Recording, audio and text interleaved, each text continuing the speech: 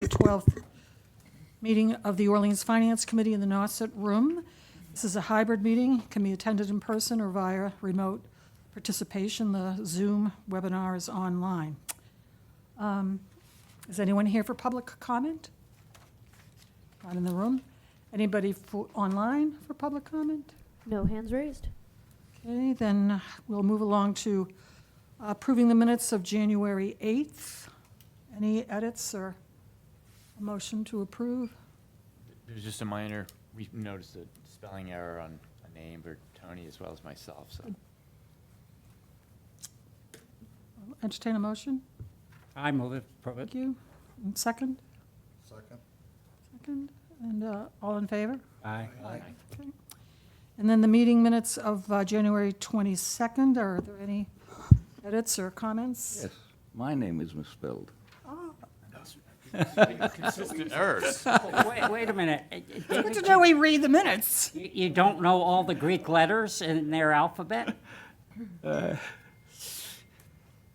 Yeah, twice. It has an N in the end instead of a U. So I would, I would not contest it. I mean, you know, if somebody says, was that you? I'll email it to Richard, because he sent me like a PDF, so he can retype it and send it back out, okay? so I'll entertain a motion. So moved. Second. All in favor? I, And while we're talking about the minutes, by the way, Dick Burdick did these the January 22nd minutes, David did the January 8th minutes, and I made a list. We're all going to be taking turns doing the minutes, because I think it's apt to be a while before we see a recording secretary. So, John, you're the next person up alphabetically. And I will comment that I think, David, didn't you say you used ChatGPT to organize some of the minutes? Yeah, I just tried it because I didn't really know what I was doing, so. And But, I heard in another meeting that people were doing that, and the comment was, if you do that, should you choose to do that, just be really, really careful about editing to make sure that, you know, Ms. AI out there is giving us the right information. Yeah, I think what I did was I copied, if I remember correctly, I got the Zoom text and then put that in Chat GPT, and then it asks it to create minutes. And then Oh, my then you goodness. edit it after that. It worked pretty well. I mean, you could. Just a thought, I mean, as long as we have the minutes, we all read and approve the minutes. It's one way to make it work for all of us, so. Thank you, Dick, if you're around and listening, thank you, because you did a great job with those minutes. Yeah, he did. And John, you're next up for tonight's meeting. And who would be after John? It's alphabetical. It goes Chris Kanega, Ed, Peter, Tony, and then you. And I know there are enough other committees around town that don't have secretaries. That this is just, it's, as you might know from serving on other committees, it's really nasty when you get behind on the minutes. Oh, yeah. You know, I think, was it last night, Michael, that the select board approved minutes from 2024? 2024? Yeah, yeah. One of the sets of minutes was 2024. 19 or Yeah, it could possibly be. Good point. Exactly. Anyway, so thank you all for that. So Michael, you're next up to give us some background information on the CPC funding.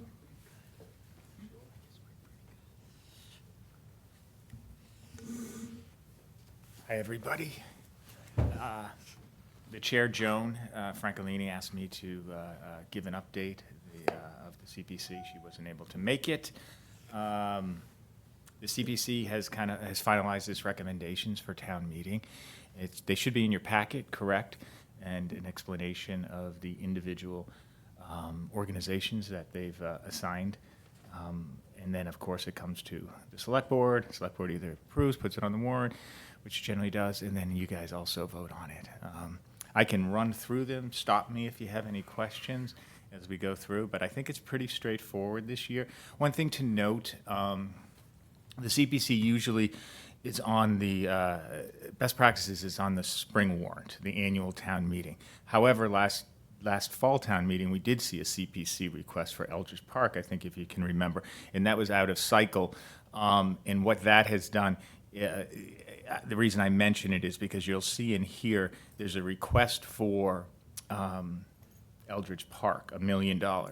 What we had done was agreed at town meeting to bond or loan this project $3 million. I think you guys all remember that.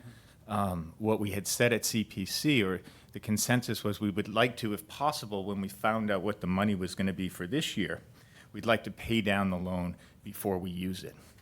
So we have the cash that came in for this year, and we took $1 million out of that. And instead of now going out when we need to go out for a bond of $3 million, we'll only go out for a bond of $2 million. Does that make sense? So we're trying to pay it down.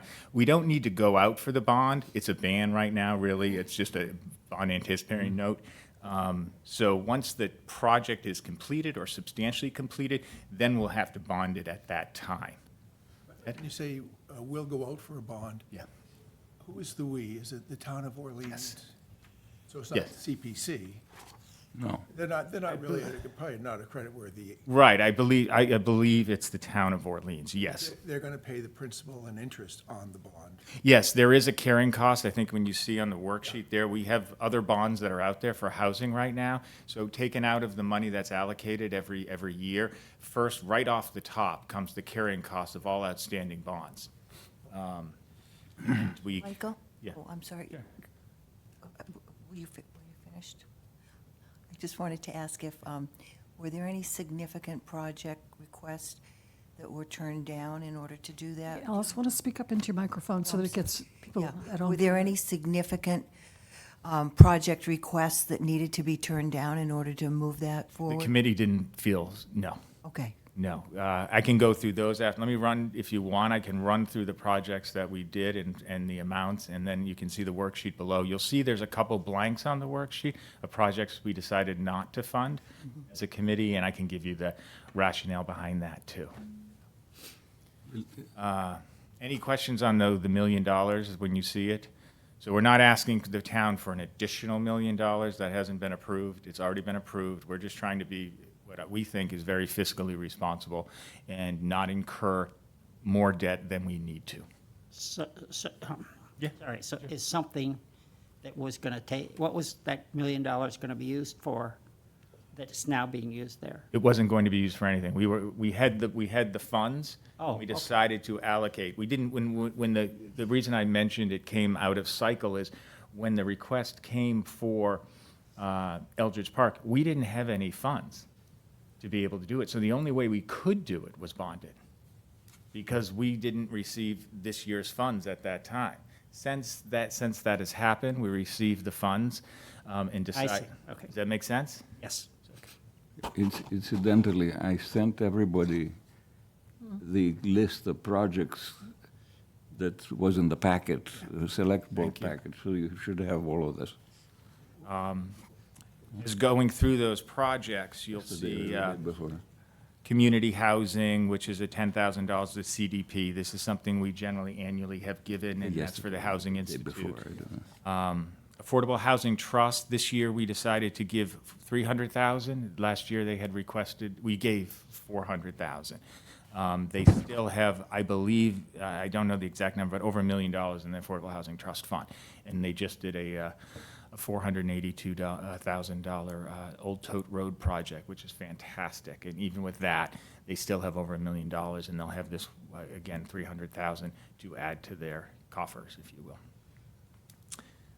The Centers for Cultural History, CHO, is $50,000, and this is to finish up an archiving project that they've been doing for quite a few years, and there was a lot of discussion on ongoing projects. There's a few organizations that come back every year that qualify, and they're becoming more cognizant of timelines and when these projects are going to be finished, and trying to,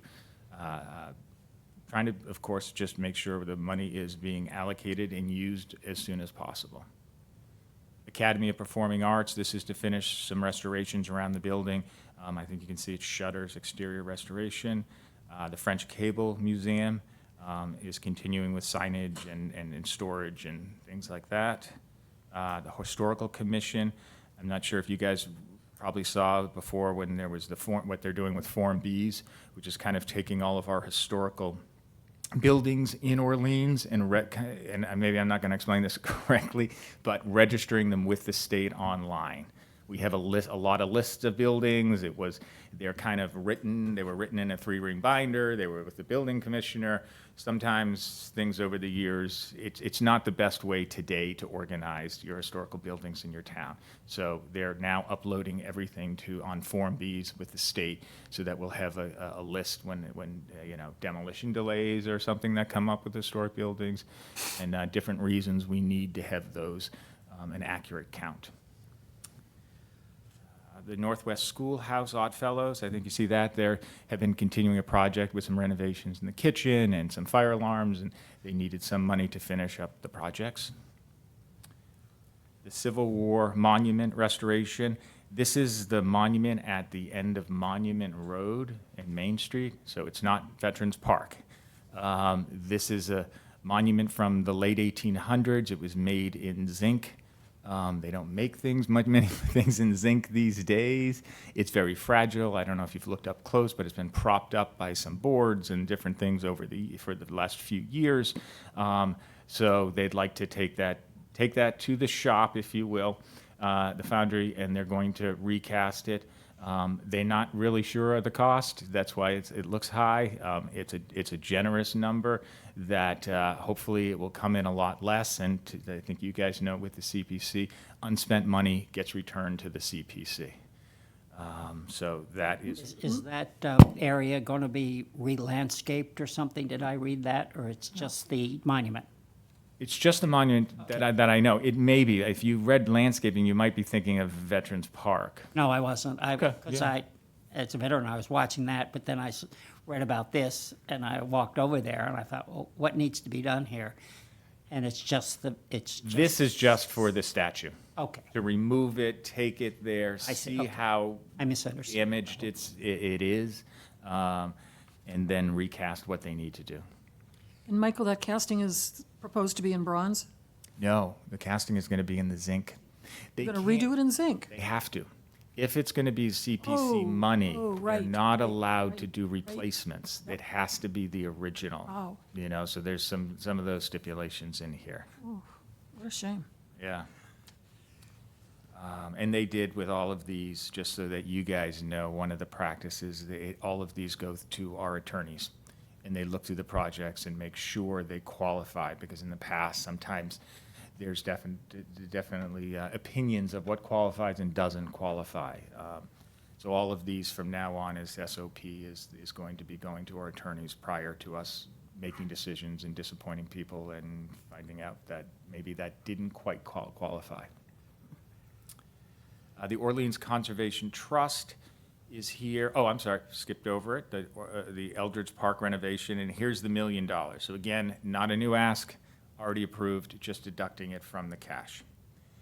The Orleans Conservation Trust has trail maps, which is something that's qualified under recreation, and they haven't printed them since 2015, so it's been about 10 years.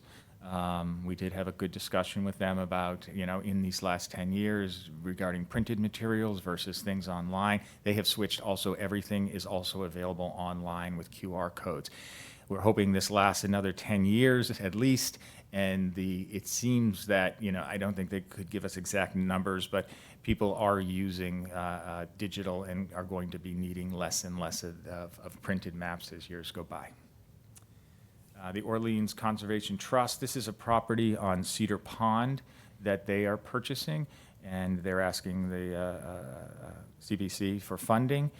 This is something that the town looked at. When I was on the Affordable Housing Trust, we looked at this piece of property and tried to do something with the Open Space Committee. We felt it wasn't probably the best interest of the town at the exact time. Because of the upland and being able to build housing, and you'd have to split the property. It was getting a little complicated. The town does own quite a few properties down around Cedar Pond, and having OCT purchase this property that would be open to the public will be great. So That's that. And then the Putnam Farm, which is exciting. This is the final phase of Putnam Farm. It's phase 5. Plus, in addition to this, it's really kind of the finalizing of parking lots and signage and all these different parts of tying this up. It's been a project for the town that has been, I think, going on for about 10 years now, at least.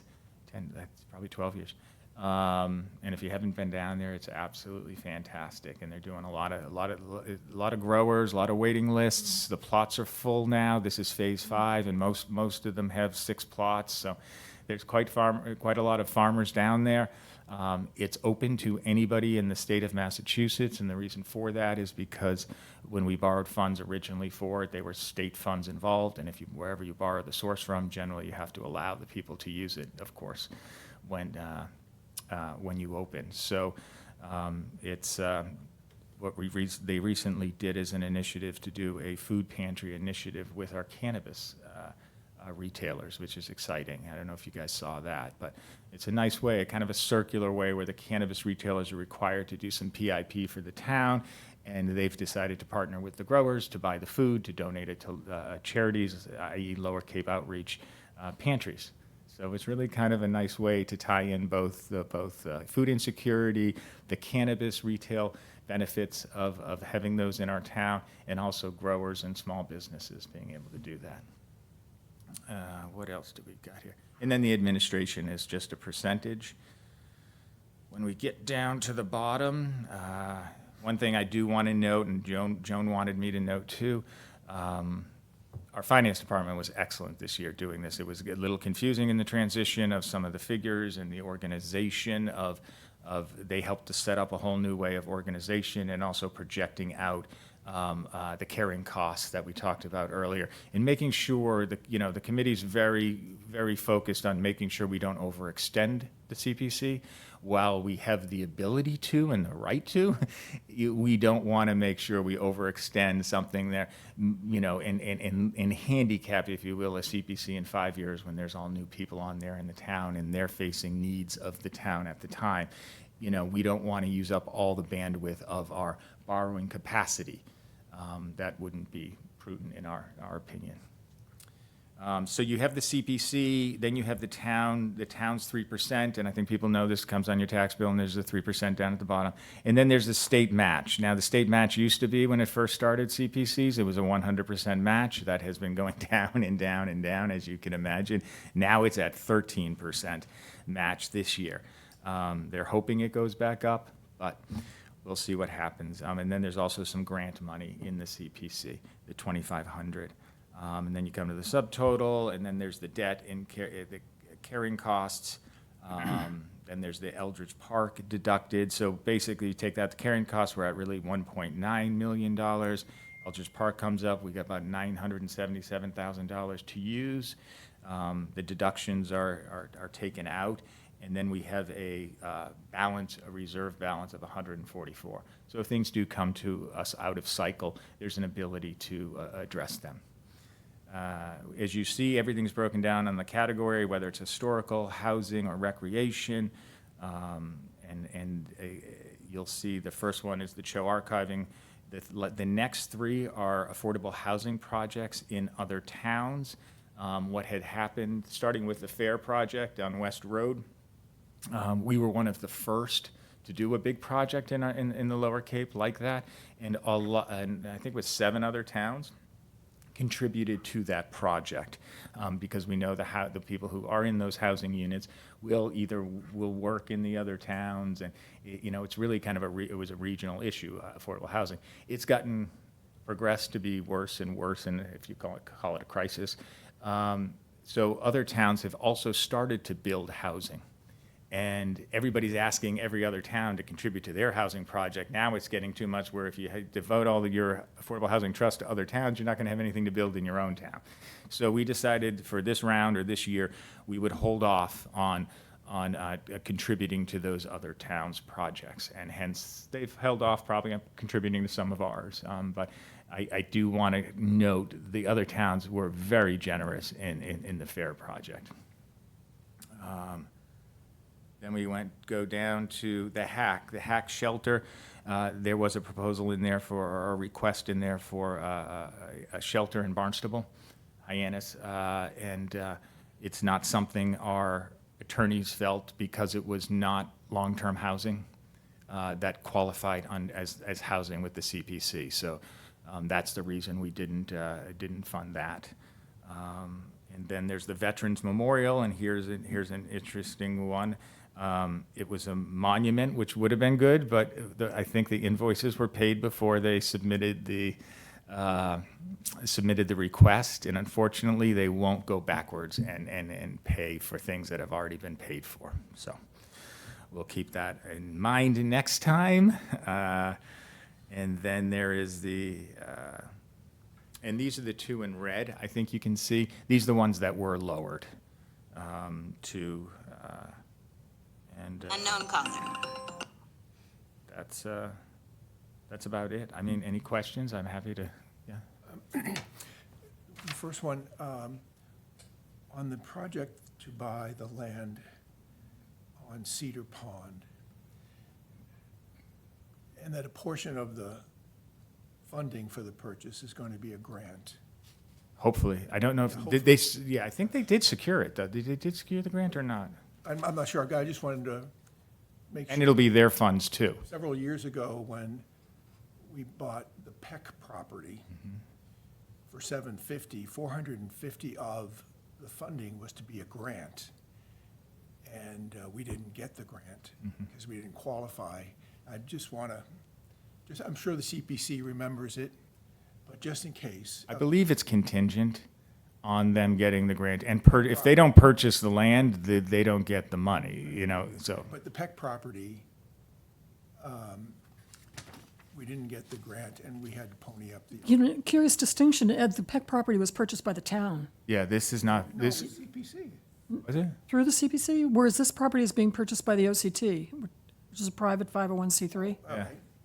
But at the same time, the grant was not awarded because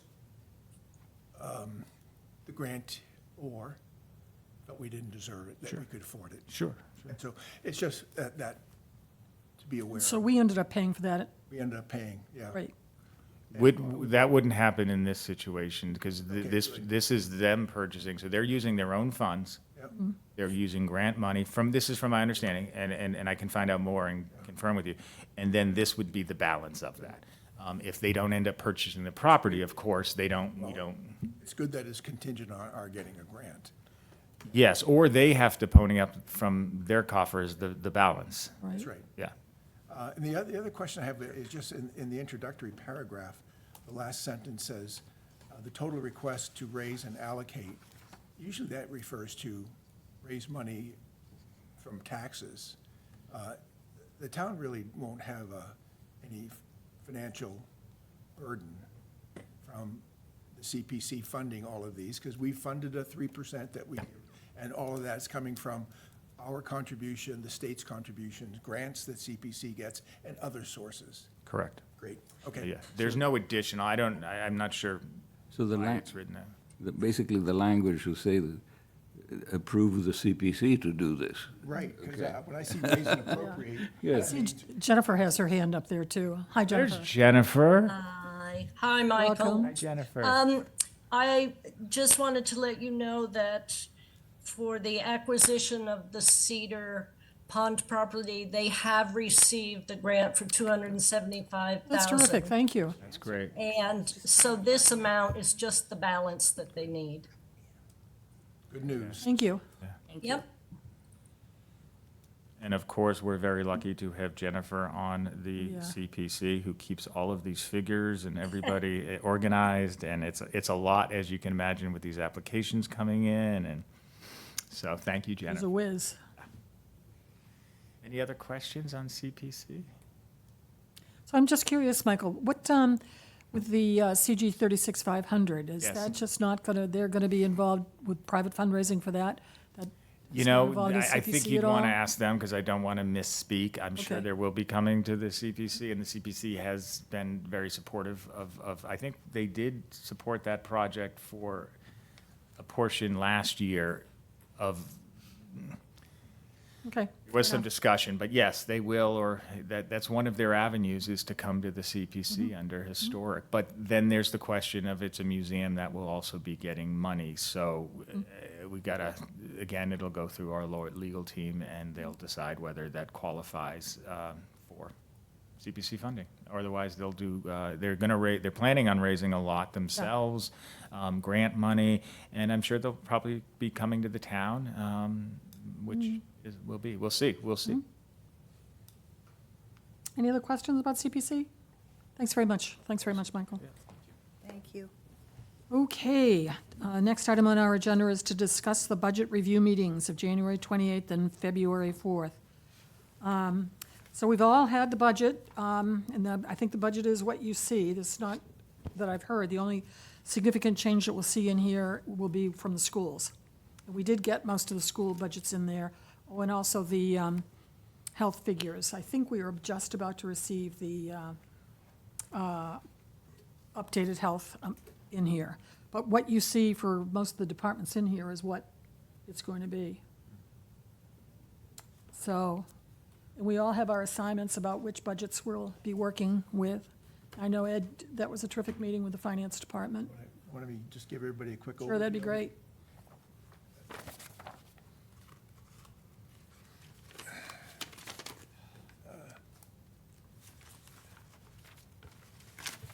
Peter, would you pass one over to Michael?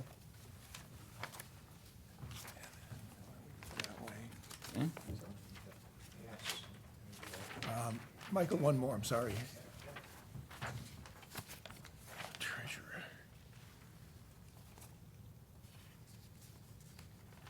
There you go. Might have to share those because I have a hard time working my printer, apparently. I have one of those. Okay. One's treasurer, and one's finance department. Finance Department. Uh-oh. What was the other one? I don't have, you're going to have to share that one, Peter, Emily. One is Finance Department and what is? We can share. I think we can share. Finance. Ed, what was, I'm sorry, what was the other one? One was Finance? One for finance, one for treasurer / tax collector. Okay. That's the one I think I'm short on. Okay, So share, if you would, please. okay. All right. So, first off, a big thank you to Darren, Scott Walker, Brad High Note, and their staff. Elaine and I met with them on February 4th, all of them, and we had a great conversation. We talked about several things. First thing we did was we reviewed the elements of each department's mission statement and responsibilities, and we compared and contrasted them. And as you can see, if you look at them, there seems to be a lot of overlap and shared responsibilities. And so we dug into that a bit deeper, rather than having two people in different departments doing the same thing. What they've done is they have segregation of duties, which is an excellent financial control, where you have one department authorize the release and another department execute or something. So even though it looks at first blush as being two departments doing the same thing, it's two departments doing separate things and being the check upon the other. Good audit and accounting controls. Their budgets are up 37 and 25%. Finance up 37, treasurer's up 25. The key contributors to that is salaries. They've added a net of 1.5 FTEs between the two of them. They are also working to reorganize the two units. And as a consequence, there'll be some overlap of responsibilities and redundancy, but that'll wash out over time, and we should benefit from it with greater economy of scale. The other two is healthcare costs and retirement costs. Healthcare, we've all heard, healthcare is going up dramatically. And from a retirement point of view, it isn't that more people are retiring. It's the town, I believe, it's the town that made a decision to increase the funding ratio of the pension plan that we have. I'll make up a couple of numbers. Let's say we have, our total pension plan liability is 100%, and we've only funded 65% of it, thinking that we'll grow our way into it or something else. But what we're going to do is start contributing greater than the minimum required to stay at 65 so that we gradually ratchet ourselves up further and further. Again, the 65 is a number I made up. I don't know exactly where we are, but the thought is to reduce the shortfall in our actuarially projected retirement program. Tony? Is there a reason we have a defined benefits plan and not a defined contribution plan? I don't know the answer to that other than legacy. It's always been a defined benefit. And I don't know if I don't know if the town. Or if is it maybe in a union contract? But could these be- aren't it would union, be. but these aren't, not everybody's some union people. Yeah, to go through, to switch from a defined benefit to defined contribution, you have to go through a pension plan reversion of your defined benefit, and then you've got to introduce your defined contribution plan in it simultaneously, so there's no gap. And to do that takes a lot. There's a lot of coordination, and the timing is difficult, and the expenses are extraordinary. I see. We went through a couple of those.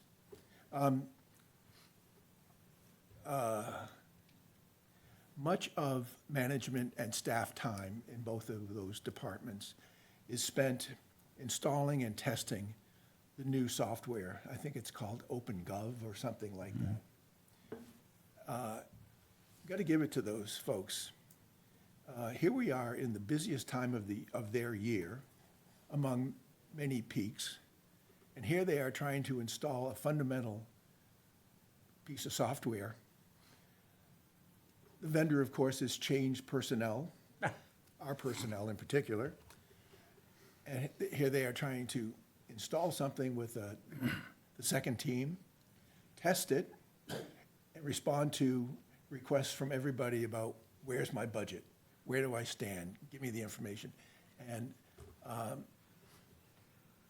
they're working their butts off to get this thing done, and give them kudos for doing all of that at a very tough time of year for them. However, once the new system is in and it's tested, the staff's going to begin working on a couple of important responsibilities that you see in their mission and responsibility listing. And the first is to develop a robust 5-year forecast of revenues and expenses. And we spent a few minutes on it. It just didn't deserve a lot more, but they sounded committed to me to have this robust forecast truly be a forecast on which you could have some, it had credibility. It's not just, I'm going to grow revenues at 4%, I'm going to grow expenses at 3%, and everything's going to be fine for the next 5 years. There's going to be thought put into this, and it will be robust, and I think it will be representative of what we think we're going to look like in 5 years. The other thing they're going to also undertake, and this will be good for all of us, is an analysis of the financial impacts of proposed initiatives, which sounds a lot like our charter. And wouldn't it be great if we had the finance department and the treasury department that has access to the details of what the initiative is, the composition of it, the complexity of it, and the numbers of it, and put it together and give it to us so that rather than us doing it. I think if they can pop these two out in the next year or two, it's going to be a tremendous. Is this going to be done by the new software? Yes, well, it'll be done with the new software and the existing Munis software. Because Munis is the source document for a lot of the information.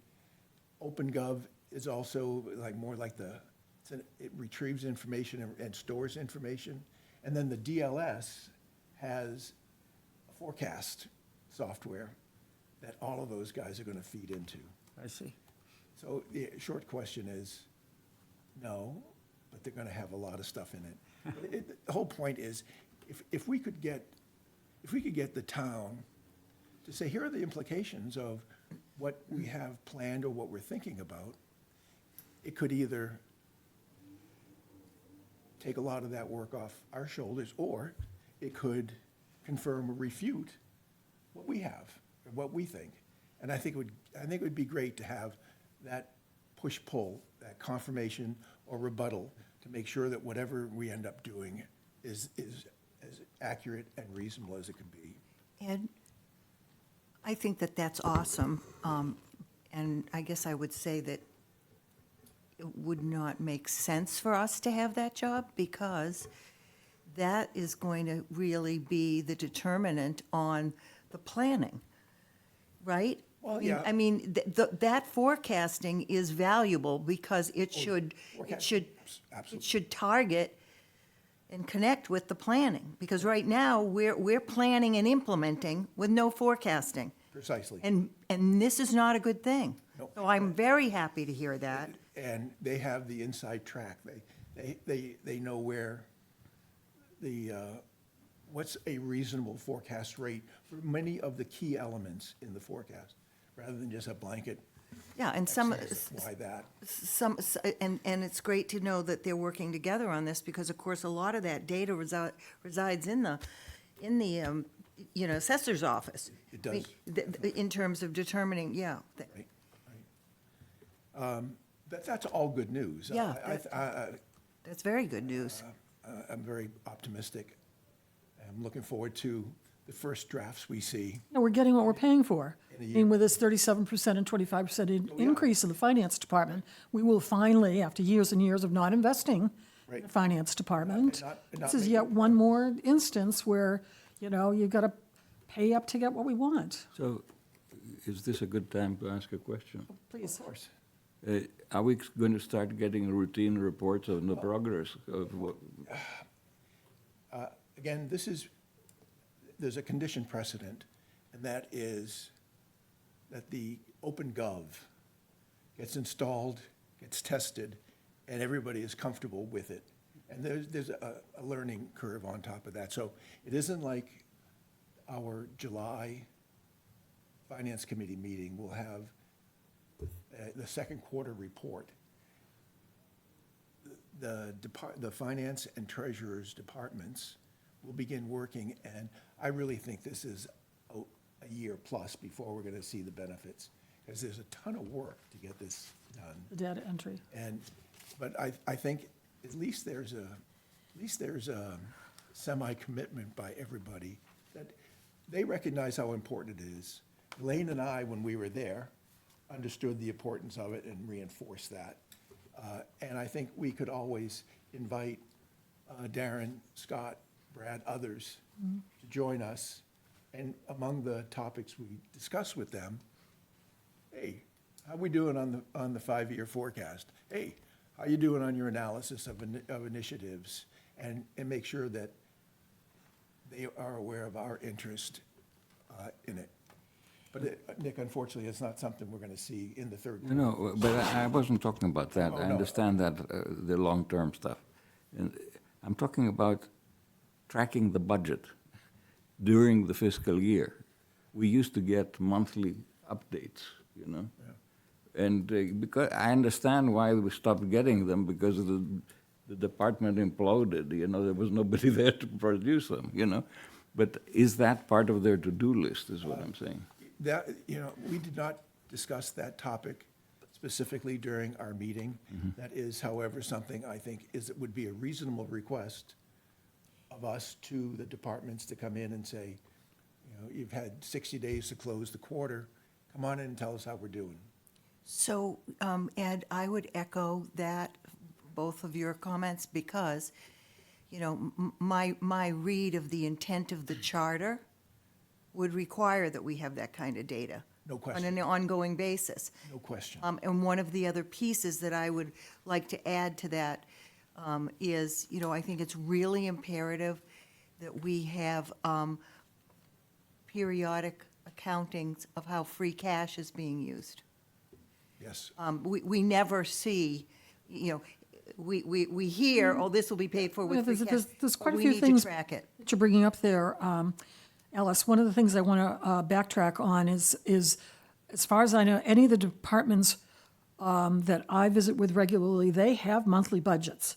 You know, whether it's the COA or the library or whatever, they've got their year report, and at every meeting, you can see their, month to date, year to date, right there in black and white. So I think it's just a matter of data entry, that we haven't been getting those, the synopses that we used to get of the overall town budget doing that. I think We it's would that get com- 600 And- pages of line by line by line, saying, Yeah. here's where we are. It was incomprehensible. Yeah, that would be. But by department, it's very comprehensible.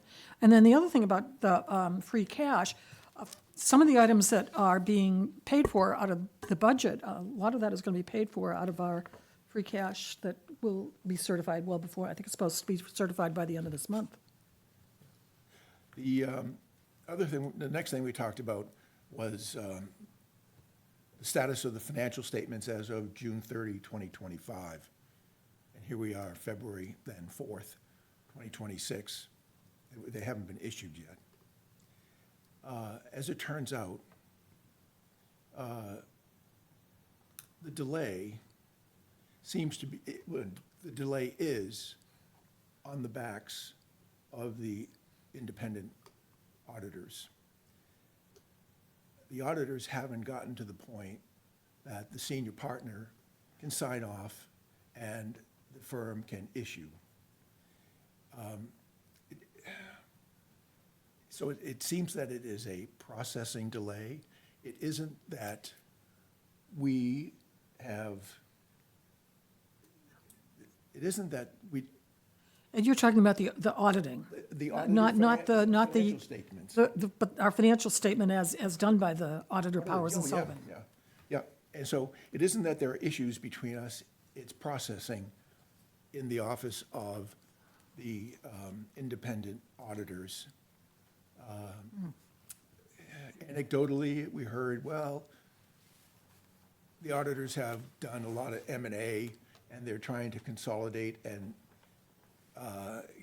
bring everything in, consolidate and get efficient, and they're not.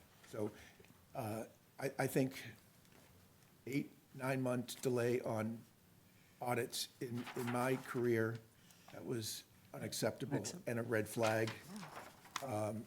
Apparently, it's less unacceptable or red flag in the municipal world. I don't understand that, but it might be. But Ed, isn't our understanding that this particular auditor, Powers and Sullivan, who got subsumed by another operation, this is the end of their 5-year contract? Yeah. And historically, they have given the auditor's report to the town towards the end of March.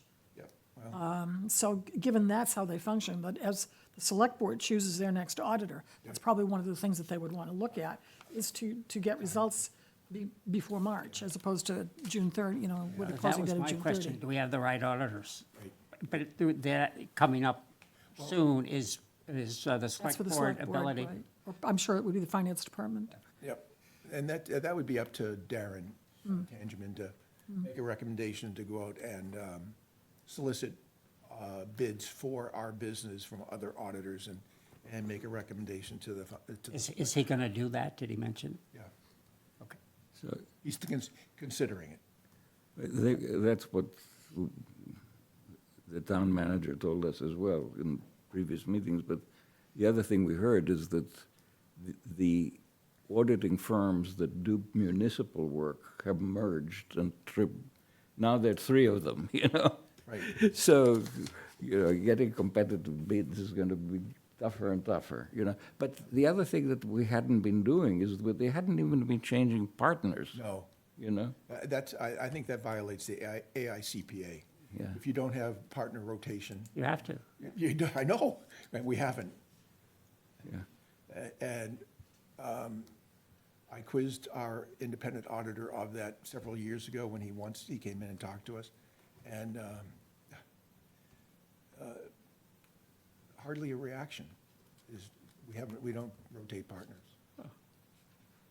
Wouldn't cut it from my experience.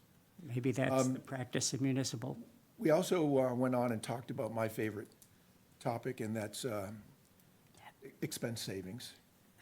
And in particular, what can we further automate, and what are the opportunities to incorporate AI into our financial administration and management? And all of them were cautiously optimistic, with the caveat, we got to get OpenGov installed and tested, and we got to understand how it works. But after that, especially the staff level folks, they really like the idea of getting out of doing administrative work and doing work that challenges their intellect. And I can't blame them. I think we do have quality, competent staff. I think they deserve the challenge of saying, look at what you do with this topic. Tell me how you're going to do it better next quarter or next year. And make sure they're incented to do a better and more efficient job and increase productivity. There's no reason that a person has to sit at a terminal and look at a tax invoice and say, yeah, go ahead, print, now send. And the send means bring to the post office, not do it electronically. And their job's got to be a little boring. If you say to them, use your head, use your intellect, challenge yourself, do what you're doing smarter and better, it's only to your benefit. You're going to be a more attractive, a more valuable employee in the future than you are right now. Anybody, a machine can do the push button and that. You have the smarts to understand what needs to be done, automate it, make it smarter, make yourself more valuable to us or to others. And that's the challenge. I saw one staff member there. I kept looking over, and that person was really eating it up. They weren't trying to kiss up to me. Why? But they like that argument and that challenge. And I think if we can impose or challenge them with that, I think we might be happy with the results. I am overly optimistic. Try to be realistic. So overall, I think we have a very well-managed finance and treasurers and taxpayers, tax collectors departments. Their staff is very capable and very motivated, in my view. They have goals that they want to reorganize their departments.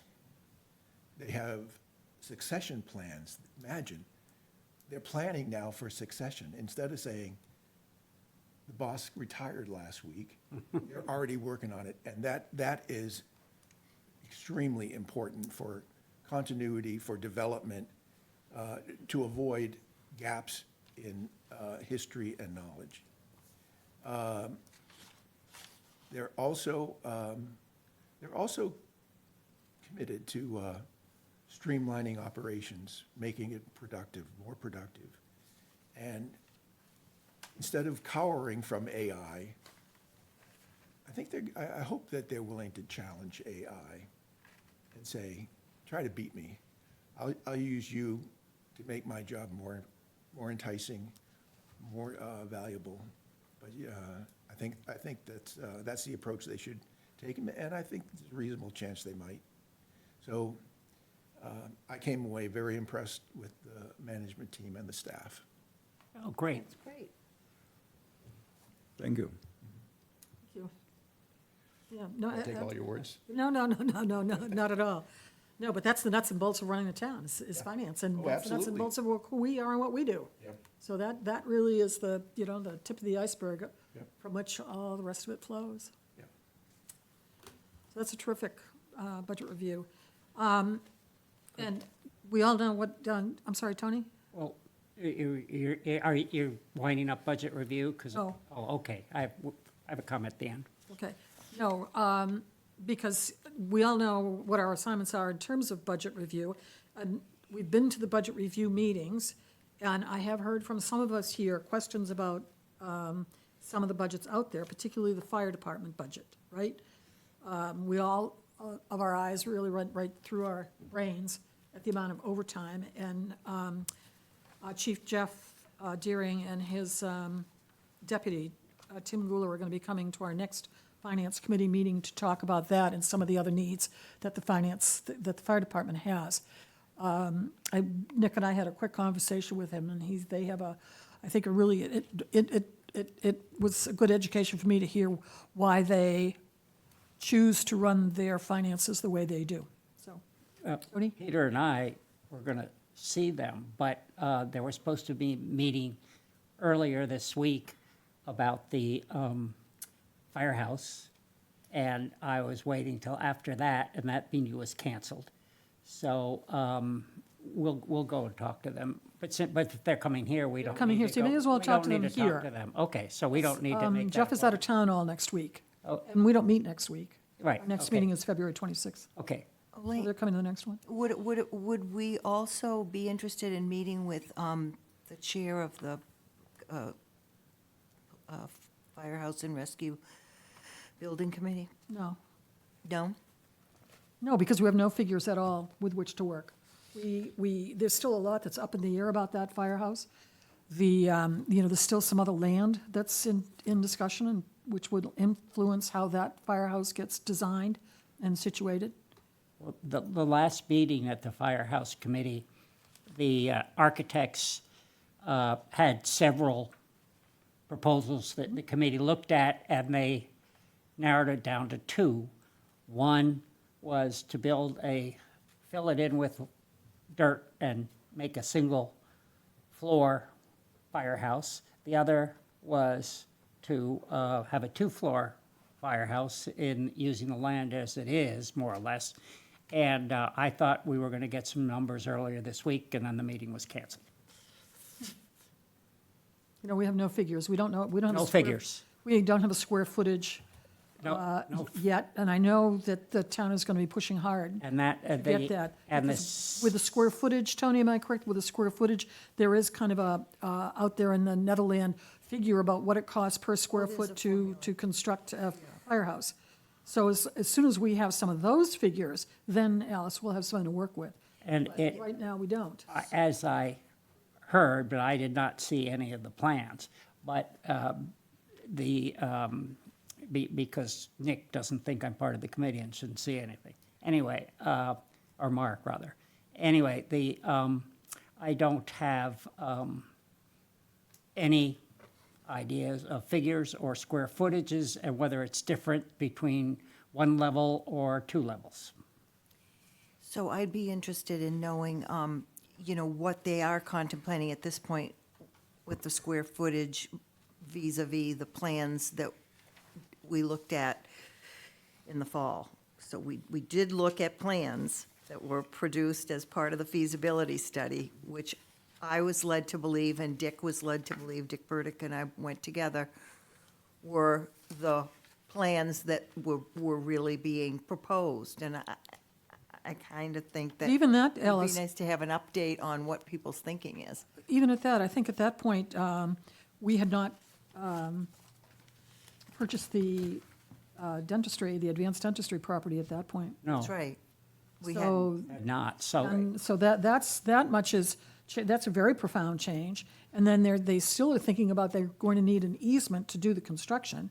So, and whether that's going to be an easement or a portion or whatever, but that also is very much in play in terms of how it's all going to work out, whether it's the single-story, two-story, and the logistics of the construction that's involved with it. yeah, I guess My I'm point, just, my point is, I really want to push back until we have the figures to chew on. right. If they have a square footage target based on the program, I think That's where we we'll have start. it sooner than we think, We're, okay, because we want to have it on the May town meeting. yeah, right, right. Right, but we don't have We don't have it anything now. yet. Right. Elaine, Yes, John? so you mentioned overtime. We do have numbers on overtime. Alice asked a question about overtime, and it's terrific.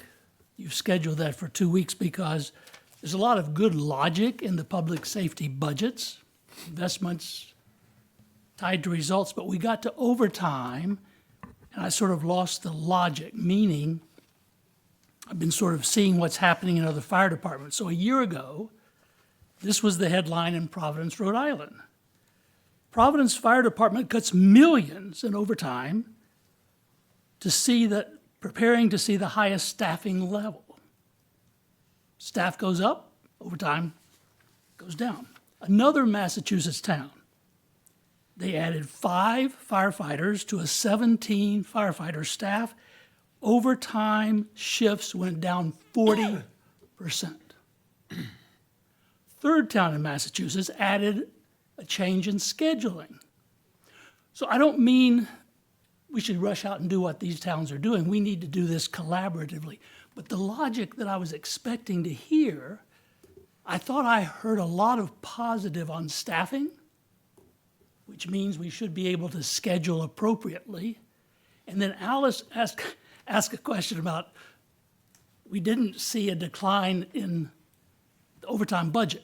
Now, I realize there are people making their salaries or more on overtime, so you don't do that in 1 year.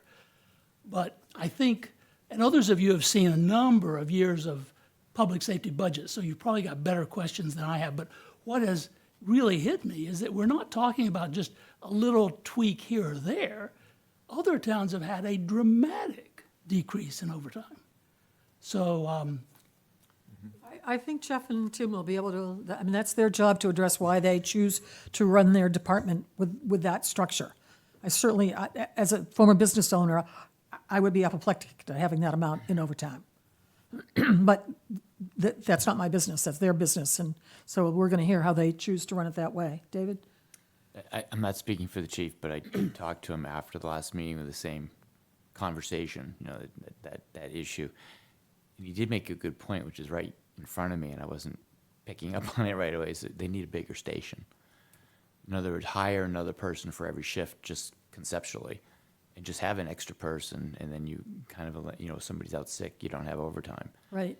And I was only thinking simplistically. I'm not trying to tell them how to do it because they're doing. I was just curious, you know. And he said, "Yeah, I mean, we're playing with that, but it sounds like they're just not ready." But he can explain much better when he gets there. that's a very important Which makes thing. sense, you know. You got to have the room to put them there. Dude, that's very important to know when we go back to a 5-year projection, are we talking about adding 8 more firefighters? We have, We have. So, we already did last year. and we did, so that's an important conversation. This is probably one of those conversations that go back to what we heard from Ed. This is gonna be a looking forward 5 years in terms of what, David, you're saying. We do have a plan to increase staffing and reduce overtime. I'm not saying there actually is a plan. I'm just saying it was a conversation, conceptually, you know. I mean, but I really love to hear what he has to say, more detailed. Yeah. And he may have comments about Alice, the fire station, too. And where it's, you know, the direction that's going in Yeah, terms. and you know, I mean, this is gonna go in a little bit of a different direction, but I think it's germane. I did, and she had a little offline discussion, so online discussion by sending this on to Elaine and Nick, but I had an opportunity, 'cause I'm trying to educate myself around all this, of reading the credit report, the most recent credit report for the town. And, you know, in relation to our AAA rating. And it's very favorable, but there are some caveats that warrant, I think, real attention as we go forward, that push on this idea of increasing debt. And, you know, they say very, very straightforwardly that, you know, our 87% debt service, higher than the typical 11.7% across the Commonwealth, is of concern to them. And they even note that, you know, because we've got some projects on the horizon and have also just recently negotiated a very favorable employment contract, that there are pressures on the town that they feel confident we can manage, but they also say, you know, it needs to be watched because the rating will go down, for one thing. We'll be in trouble for another. So I think that I'd like to have a discussion about this at another meeting when everybody can be prepared. But this debt piece is a mounting concern among a number of residents. I am only representing myself and the residents who speak to me about their concerns with finances in the town. You know, Alice, if you continue reading on that, it says, "We believe Orleans' debt burden relative to the town's substantial property wealth, currently about 2.1% of assessed value, remains manageable and is consistent with that of its peers, and the town's comparatively low property tax rate also provides flexibility to increase revenue if needed." That's the next Yes. paragraph behind that. And those raise other And- red And one of the flags for hobby me. horses that, we all have our little hobby horses on this committee. My hobby horse, as somebody who's lived in this community for years, is of course we have to be paying 87% because we had 30 years, 40 years when we were not taking care of anything in this town. And now we have to take care of it. Of course. To build the new, and that means taking on debt. And it's fortunate right now, compared to 30 years ago, debt is relatively low. You know, that I go back to the era with 16, 17, 18% debt. So I happen to be one that feels strongly, you've got to invest in your infrastructure. I think I would totally agree with, Okay, let's Elaine, not. I would agree with Excuse me, you. it's not on the, we don't have an agenda item to talk Yeah, about thank you. this. Thank the you. debt question will come up when you further discuss this. Thanks, Nick. Elaine, I have one more update on budget. Sure. Last Thursday, Friday, I reviewed the enterprise funds, the information that we got at the, what was it, workshop? Yes. And went through and came up with my assessment of each of the three enterprise funds. And I have 3 to 5, maybe 6 questions per enterprise fund that I think will take Rich Waldo 15 minutes per fund to answer. On Saturday, I, as we have to do, I sent an email to Kim explaining all of that and saying I would like to get your approval to contact Rich. And unfortunately, she's got a lot of things on her plate because I haven't heard back. But none of the questions I have are earth-shattering, but it would provide good color on how my assessment plays out. We have one enterprise fund that breaks even. The transfer station has a substantial subsidy from the town. And the sewer enterprise fund, beaches sort of breaks even. And sewers sort of breaks even, but it uses a contribution from the town of almost $1 million, which is the motel tax, something like that, that we agreed should cover the sewers. But that just means that money could have gone to other general purposes. So it is a subsidy. But I would like to get Can we- in front of, Could we invite Rich to come? Sure. He can join us by Zoom and answer the questions so all of us can That's right. hear. I think that'd be a great idea. That would be fine. Sure. I just want to make it as convenient as possible for him. Yeah. Where this is a 45-minute conversation, 3 enterprise funds, 15 minutes each. We could do it sitting in his office. I think majority of the, Okay, we could do both, though. you know, we could do both. The easy part would be if I could talk to him, and then we could do a recap. Yep. But the whole point is I'm ready to go. And our process is holding me back.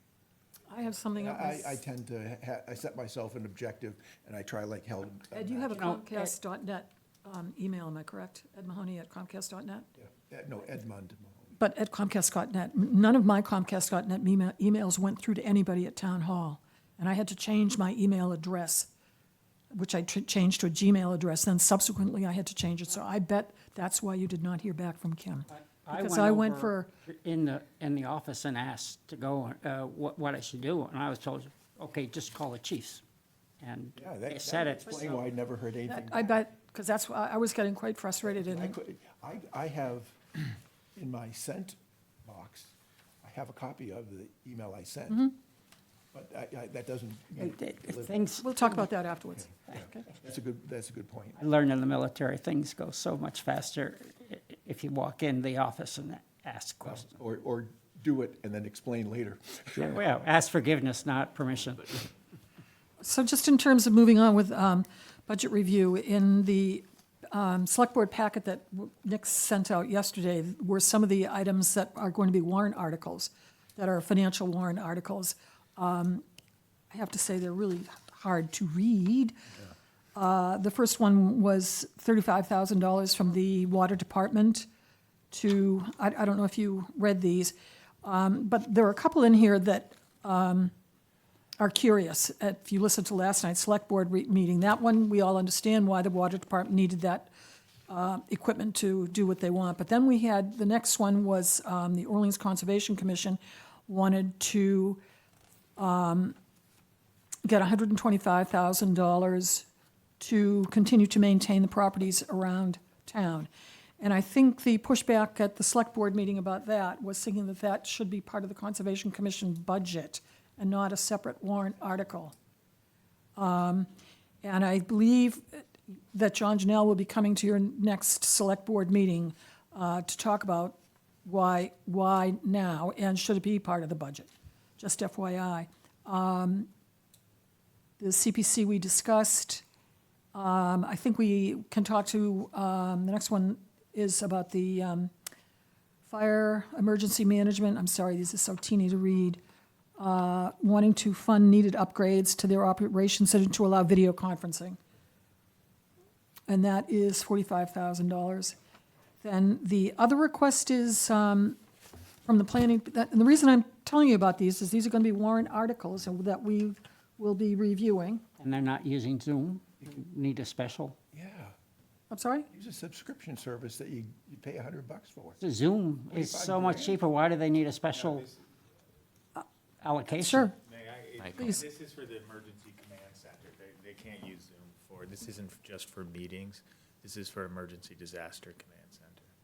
So the technology I need is going to be very The good. description needs to be enhanced. I think so, and I That's- think the chief can explain what the detail, it is not just for Zoom subscriptions or That's what it sounded TV. like.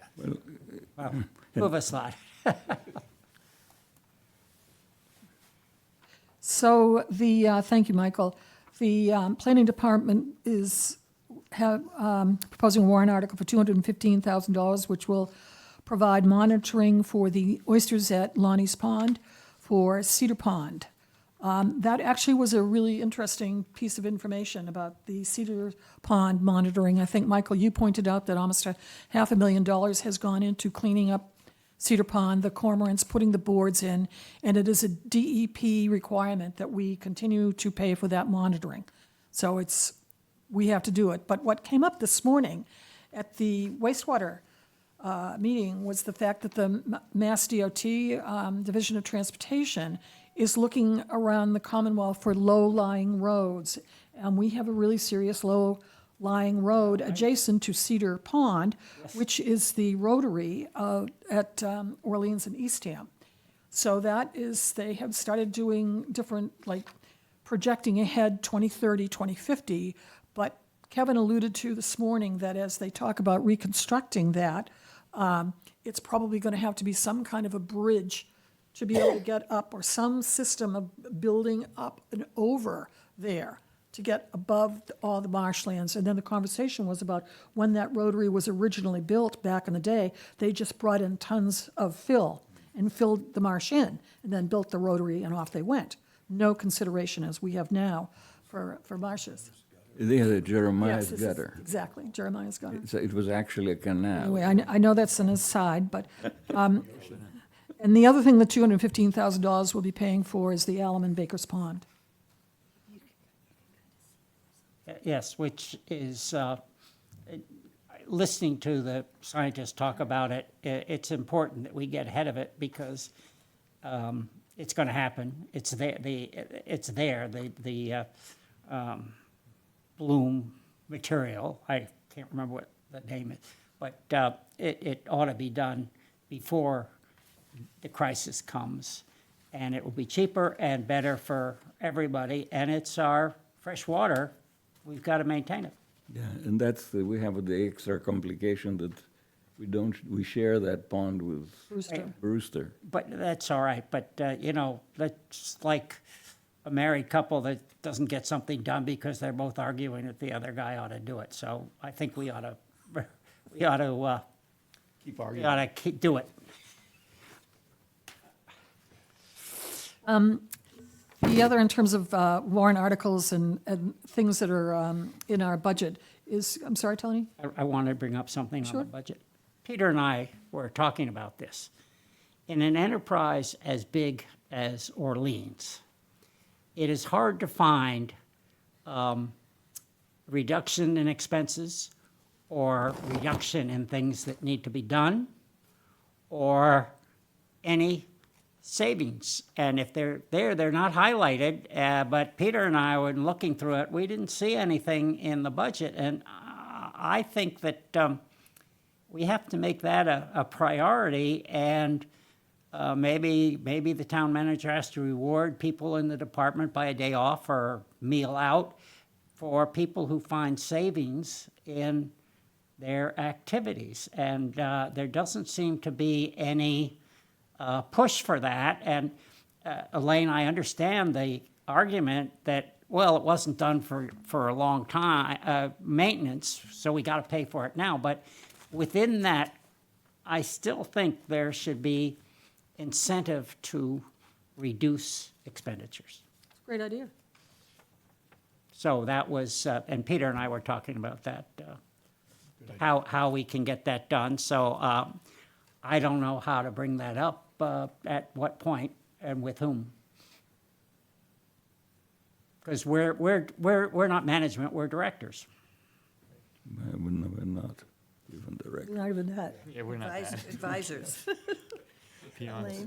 Well, I'm thinking of, I'm using the analogous of a corporate board of but directors as opposed to who don't do things, they suggest. It's a hopeful analogy. It's not the actual one.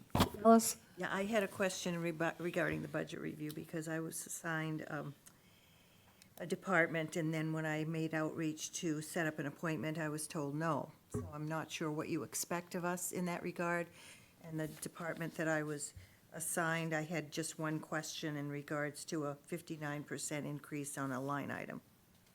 So how would you like us to proceed? Who did you go through? I went through the channels I was told. Wait, I sent an email to Mark Reel asking to set up a meeting.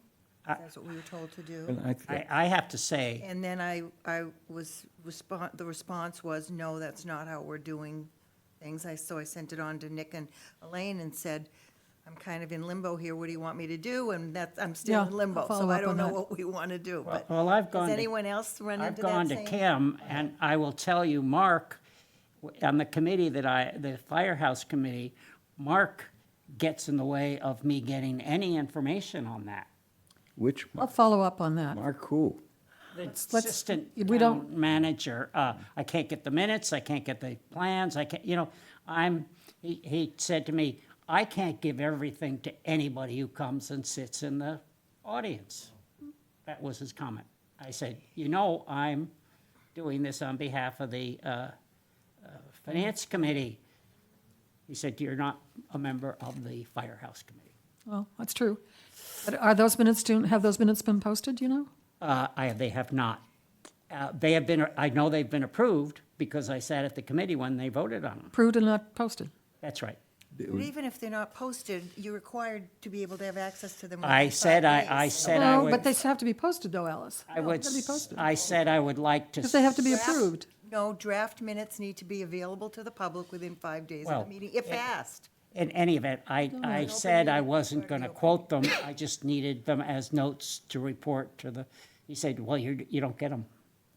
Well, what if I don't we know, just Mark find is, out what the process- Mark is a difficult person with regard to I've had no the problem. Finance Committee.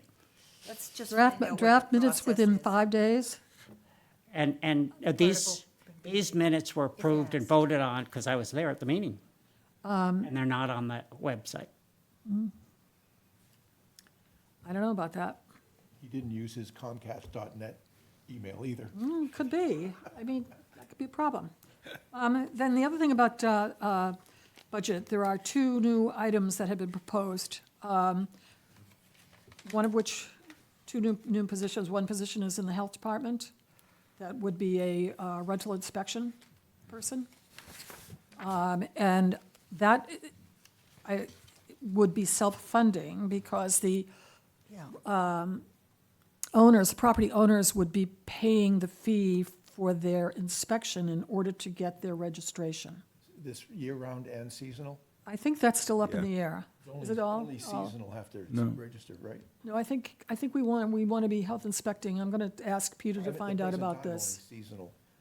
For a different But purpose. I think we, I think full has to register. I think I registered. yeah, If you're, But I'm not And the- inspected, but I'm registered. if you're a landlord and you rent, whether seasonal or year-round, I think so. yeah.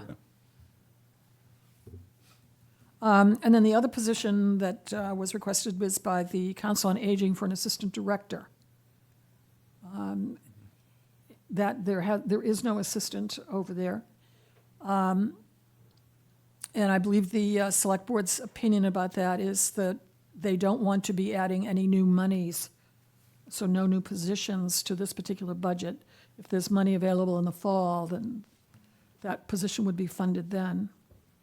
That was included as part of the Select Board priorities in their budget memo. You know, they say, unless it's an emergency, That's exactly right. you know. No new, level right, staffing. level staffing. So the one staff position would be self-supporting, Right. whereas the COA would not. it's unfortunate that we have a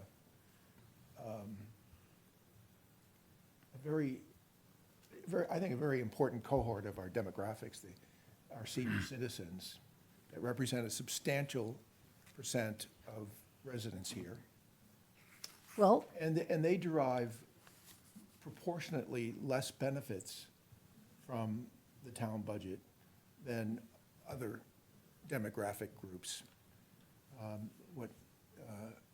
We were hiring this and that, and here we just need one person for the Council of Aging. so to your point, Ed, this will be coming up as a warrant article, and when we, the Finance Committee, choose to vote on that, we can choose to support that.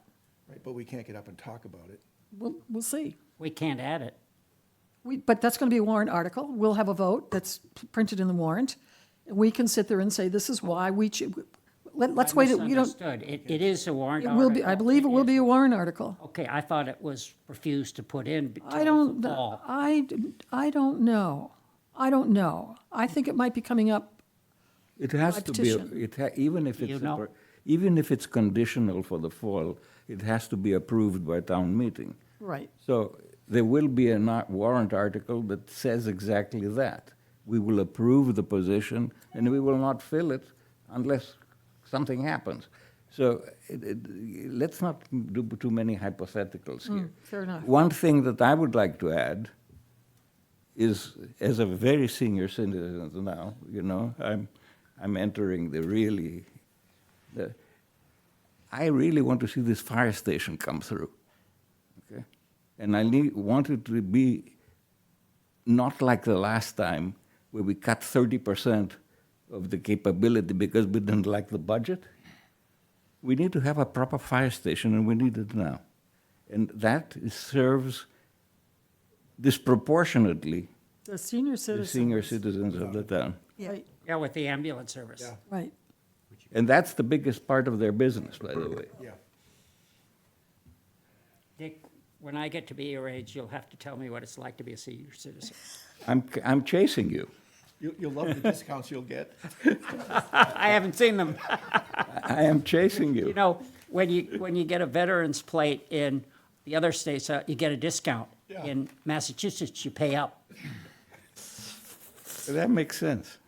This is, So any other comments about budget reviews? I will point out I that, guess my question would be, do you think it's out of line at one of these public hearing things to bring it up? My concern about no reductions in the numbers? no, you can bring it up, sure. Okay. You can, You know, we're having a budget hearing, a Said, joint, we're having them Was it March 4th? March 4th. March 4th, and, It's a public hearing. okay. It's a public hearing, 3 o'clock, yeah. So at our next Finance Committee meeting, it would be good to have reports, budget reviews, after we've talked with the fire department. can we find out what the process is? And I'm happy. Yeah, I'm gonna happy follow to through move on that. forward, yeah. It may be that, I think you have to consider whether or not we did not get enough information from the budget meetings that we were already at. That the information, the questions should have been at those meetings. And if you have further questions for those departments, put them in writing. then that would So be. for instance, just a question, so, because you had signed me to wastewater, aren't we having another meeting? Do we say that someone's gonna come and speak to us about debt or not? We can, yeah. Oh, I don't know if we already scheduled it. No, we haven't scheduled that. Okay, well, then I'll talk to you offline. Okay. Well, then, I think we- Elaine? the Financial statements would have to be issued to have a current and insightful discussion about that. So we know where we are as of June 30. One of the comments that I wrote down, Ed, when you and I were talking with Darren, is that he made a point of saying that he would have those debt figures to us well before town meeting. Oh, that's May. You know, the debt per household, 6 weeks before the fiscal year the next fiscal year closes. debt cost per person per household, but done well before town meeting. We had to have our year-end financials done by the end of February, and we're a calendar year. Have it before May, that's not, So, Maybe we should ask. you know, going back to what I was saying, and what I liked what you did, Ed, is that you provided the finance department with a list of questions, so they knew exactly how they were going to be answering. And I would suggest that for everyone else, let me finish, Tony. Yeah. Let's put our stuff in writing so that the department heads, if you have any questions left over from the 2 budget hearings that we already had, all right, put them in writing and let's get that part done. I committed to keeping our meeting to 30 minutes. Right, I broke the commitment, we went 45, but we covered a ton of stuff. yeah, we did. And if, I think if we didn't have a tight agenda, we could still be sitting Right. there. Right. So I have a question. I was here when the police chief presented his budget, and I thought that you wanted Peter and I to do an additional talk, but I didn't But- really, I have no additional questions. Then or- I would say don't take up Scott's time. Okay, That's my Well, point. yeah. If you have any if you, I understand. no? I don't think we heard from technology yet, did we? No. And that was my area, and there's Yeah. just one question. I certainly can write it Sure. down, and then somebody can take the time to write an answer, Yep. whatever.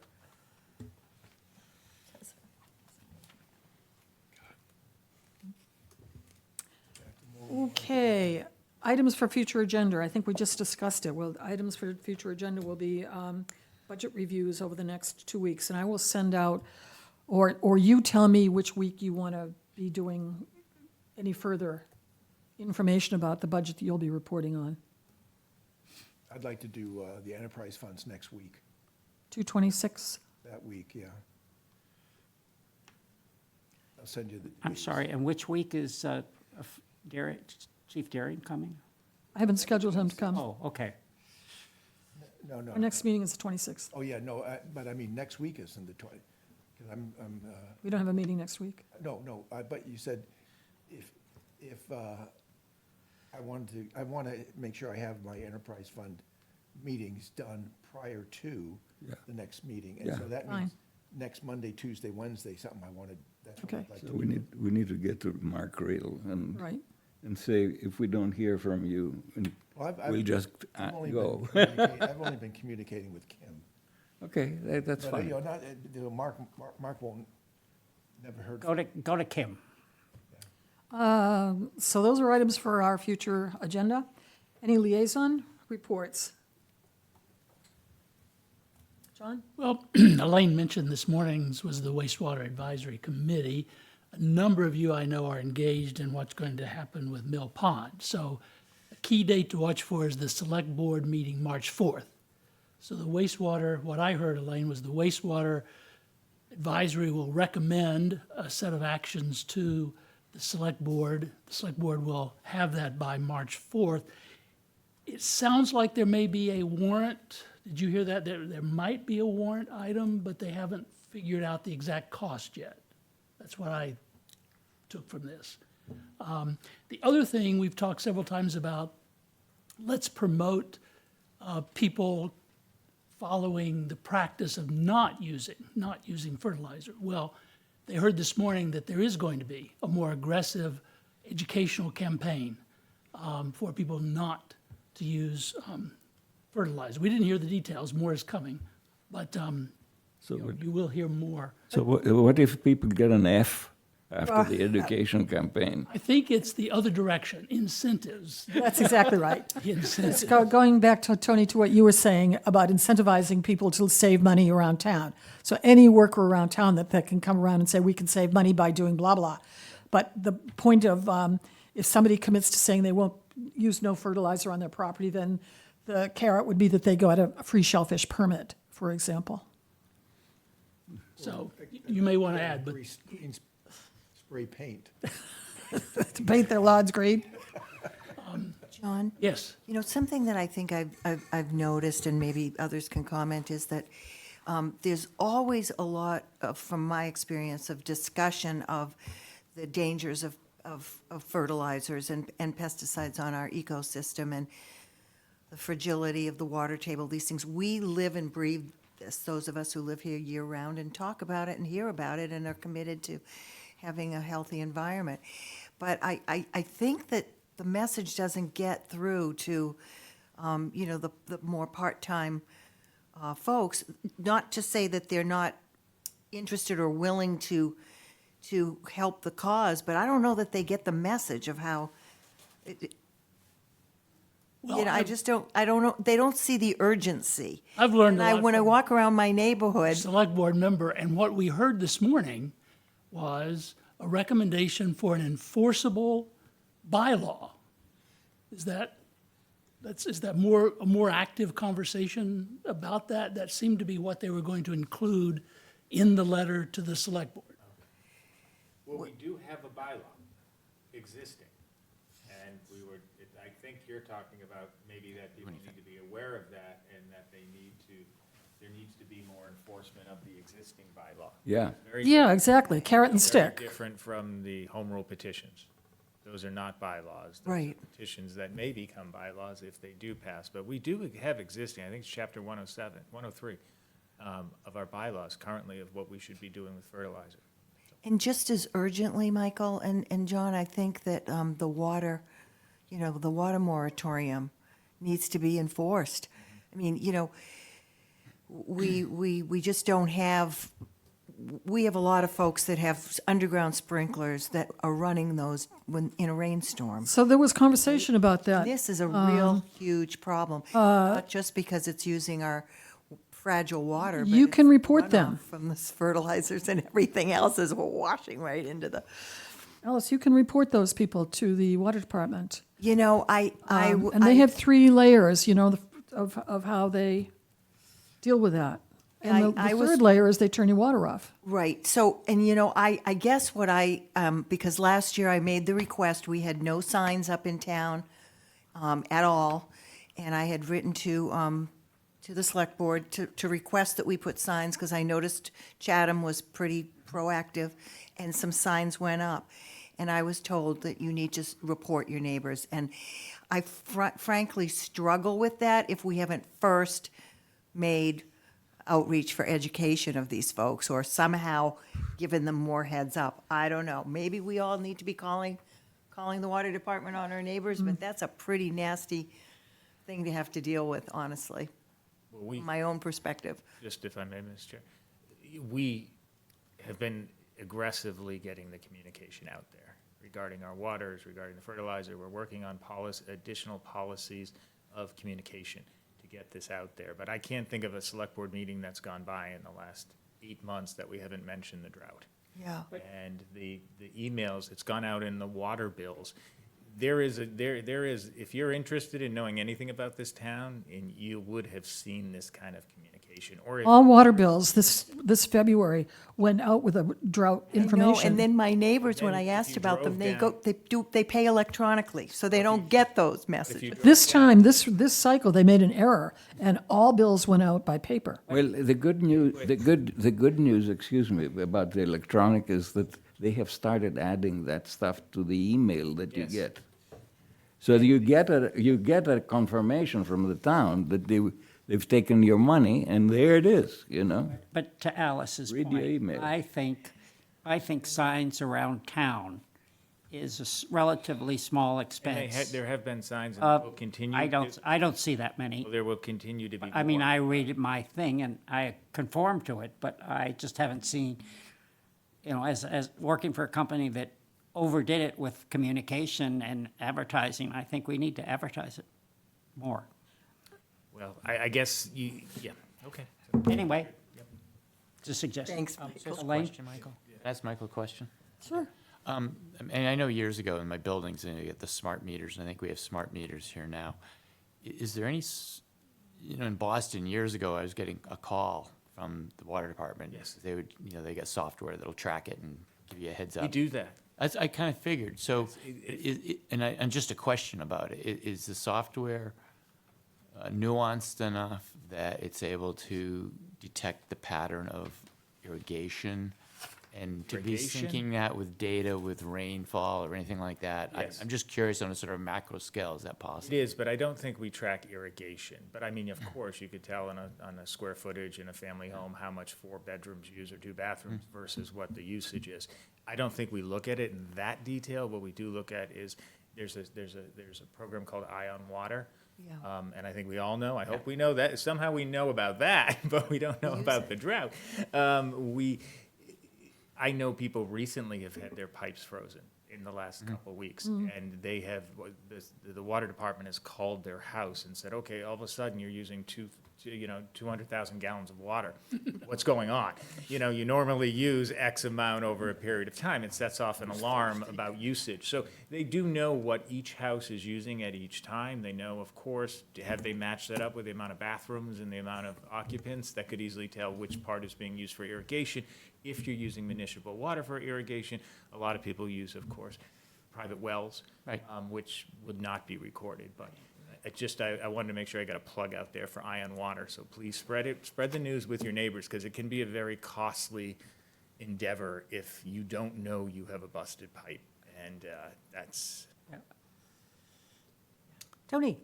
Elaine, you have the public hearing with the select board for the 12th. That's a Thursday. The 11th is a Wednesday. Are they doing it on a Thursday? I think we are meeting on a Wednesday, but, I will double check that. We have a, Yes, it is. It's correct. We lead one of the public hearings, and it's on our time, and they do the other one, and we have to go to them an extra time. Okay, so they're coming to ours. Yeah. Oh, well. We'll get you more comfortable chairs as befits your high You status. can also zoom in. well, I think if that is, we're here every year.